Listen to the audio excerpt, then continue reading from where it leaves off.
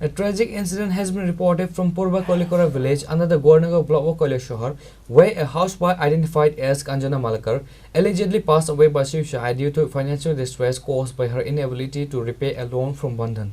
The body of Anjana Malakar was discovered by locals in a nearby forest area on Saturday.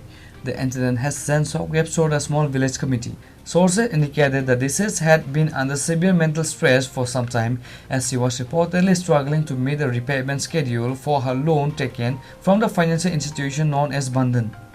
It is suspected that this immense pressure drove her to take the extreme step. আজকে আমরা পূর্ব কাউলিকুড়া থেকে খবর পাইছি পরিমল মালাকারের স্ত্রী অঞ্জনা মালাকার ফাঁসিতে আত্মহত্যা করছে এরকম।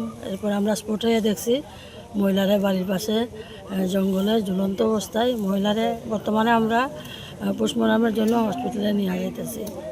যিনি মারা গেছেন মহিলা, ওনার নাম কি? অঞ্জনা মালাকার। ওনার স্বামীর নাম কি? শ্রী পরিমল মালাকার। যিনি মারা গেছেন ওনার বয়স কত হতে পারে? 60 বছর অনুমান।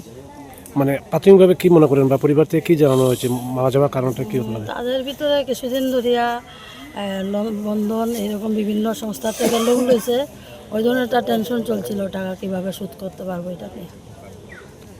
এখন কথা নিয়ে যাওয়া হচ্ছে ডেড বডি ডিস্ট্রিক্ট হসপিটাল মর্গে পোস্টমর্টমের জন্য।